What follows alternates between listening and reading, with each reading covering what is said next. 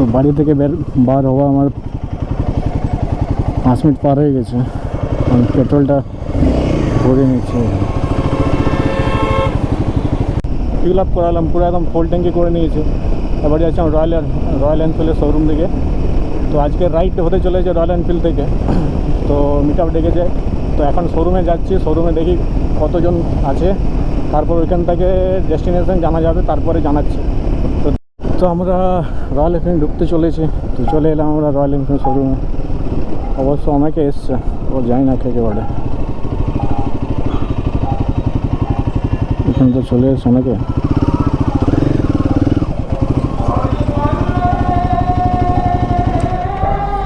তো এখান থেকে আমরা এখন বার হবো। শোরুমে অনেকক্ষণ দাঁড় করালো, এখনও কেউ আসেনি, সব এসে গেছে, তাই শোরুম থেকে এখন বার হচ্ছে। আর যদি কেউ আগে যায়, কোনো কিছু হয়, আমাদেরকে স্টপ করতে হবে। বলরামপুর যেটা আছে সেদিকে, তারপরে যাবো আমরা অযোধ্যার দিকে। আমাদের মোটামুটি 19 জন আছে আর 12টা বাইক আছে। দেখতে পাচ্ছ রয়্যাল এনফিল্ড থেকে হচ্ছে যেটা। তো বলরামপুর যাওয়ার সামনে পড়বে এই পেট্রোল পাম্পে এখন কিছুগুলো ছেলে পেট্রোল নিচ্ছে। আমার পেট্রোল ফুল আছে, ওই জন্য আমি পেট্রোল নিলাম না। লেফট সাইডে পড়বে এটা বেড়াদা মন্দির, এটা আর বেড়াদা রাস্তা থেকে আমরা সোজা চলে যাচ্ছি। এখন সব বাইকগুলো একদম লাইন বাই লাইন যাচ্ছে আর হাজার জ্বালিয়ে ব্যাপক লাগছে। আর কিছুক্ষণের মধ্যে আমরা রাইড শুরু করেছি 4:15, এখন বাজে 4:52। আর মোটামুটি বলরামপুর 10 কিলোমিটার মতন বাকি আছে ঢুকতে।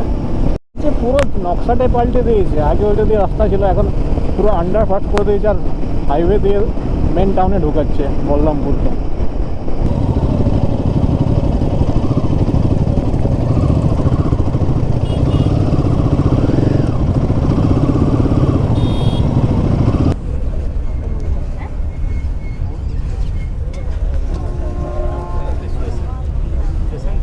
বলরামপুর এখন রেলগেট পার করে বাঘমুন্ডির দিকে যাচ্ছে।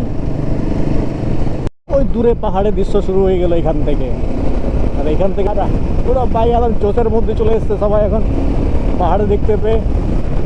কিন্তু সেই সামনে একটা মোটা চলে গেছে, সাদা কোনো বিপদ ঘটাবে মনে হচ্ছে। ওই পাহাড় দেখাইছে মনে আন্ধারে, দেখে মনে আকাশ জুড়ে যায় ও আহারে। পুরো একদম পাহাড়ে, ও উপরের মেঘটা, সামনের পাহাড়টা কেমন লাগছে বলছে। কিছুক্ষণের মধ্যে আমরা ঢুকছি অযোধ্যাতে। আর এই লোকগুলোর রিয়াকশান গেলো দেখো, যে দেখছে সে তাকিয়ে থাকছে। ও সেলিব্রিটি মনে হচ্ছে। সত্যি ভাই, রাইডে আসার একটা আলাদাই মজা থাকে। আর তারা তো গ্রুপ রাইডই, যখন একদল গ্রুপ পুরো বাইকের হাজার চালিয়ে সিঙ্গেল লাইন করে যাবে, যে কেউ তাকাবে। ব্যাপক সুন্দর সত্যি ভাই। একবার আসতে গেলে মন ভরে যাবে। একবার রাইডে আসতেই হবে। যাদের শখ থাকে রাইড করার, তো একবার গ্রুপ রাইড করে দেখো, সত্যি অসাধারণ লাগবে। এটা বাঘমুন্ডির শাল জঙ্গল, গাছগুলো পুরো একদম সবুজ হয়ে গেছে, হালকা হালকা জল পড়েছে এই জন্য। আর ওই ফাঁক ফোকর দিয়ে অযোধ্যা দেখা যাচ্ছে, আর শালবনে একদম পুরো ভর্তি, চারদিকে একটা শালবনে ভর্তি পুরো একদম। ও গুরু, সত্যি মন একদম ছুঁয়ে যাচ্ছে পুরো একদম। ফিল নিতে সাদা ঘোড়া, ও ব্যাপক লাগছে, ব্যাপক বলে বোঝাতে পারবো না বন্ধুরা, কি ফিলটাই না হচ্ছে।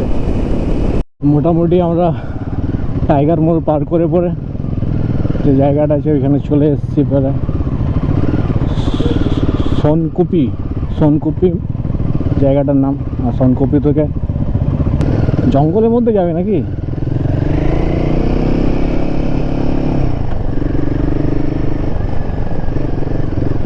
জঙ্গলের মধ্যে দিয়ে বেটারা যাবে মনে হচ্ছে। পুরো একদম কাঁচা রাস্তা, তার মধ্যে দিয়ে আমি আর সাদা ঘোড়া নিয়ে প্রবেশ জঙ্গলে।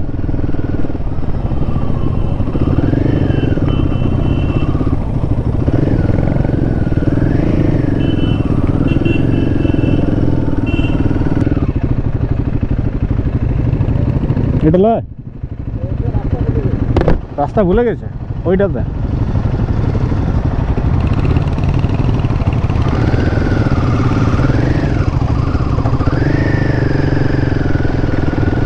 ले এদিক আর ওদিক করতে থা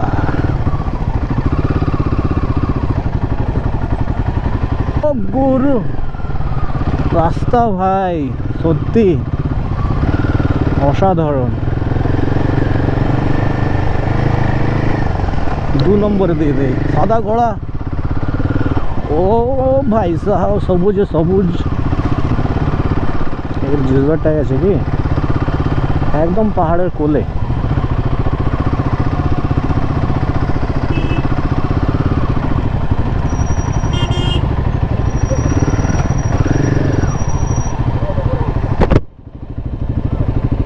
এন্ট্রি হচ্ছে আমাদের এখন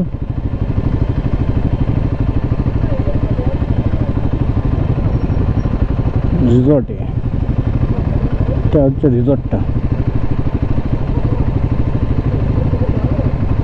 কি মুন কি নাম আছে রিসর্টের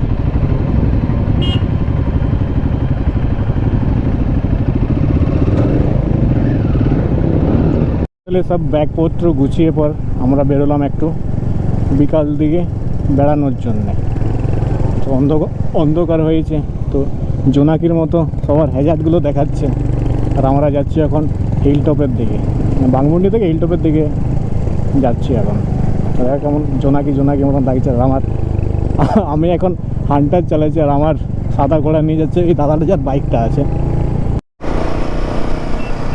কেমন লাগছে দেখো কেমন ভিউটা লাগছে দেখো ভিউটা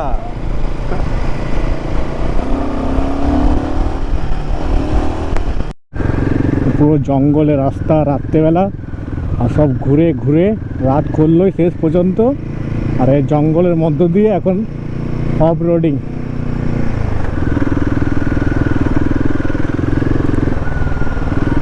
পুরো একদম ঘুটঘুটে অন্ধকার আর তার মধ্যে দিয়ে রাস্তা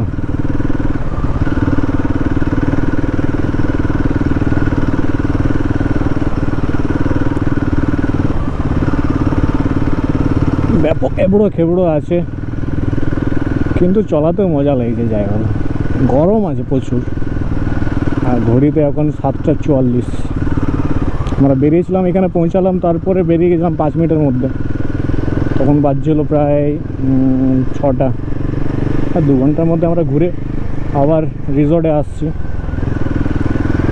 কিন্তু এই রিসর্টটা একটু অফবিট বলতে একটু ভেতরে মানে তোমার ইয়ে থেকে মেন রোড থেকে একটু প্রায় 3-4 কিলোমিটার দূরে এটা আছে কিন্তু একদম পাহাড়ের কোলে আর মানে অপুরন্ত প্রকৃতির সৌন্দর্য অপুরন্ত আছে যেটাই বলো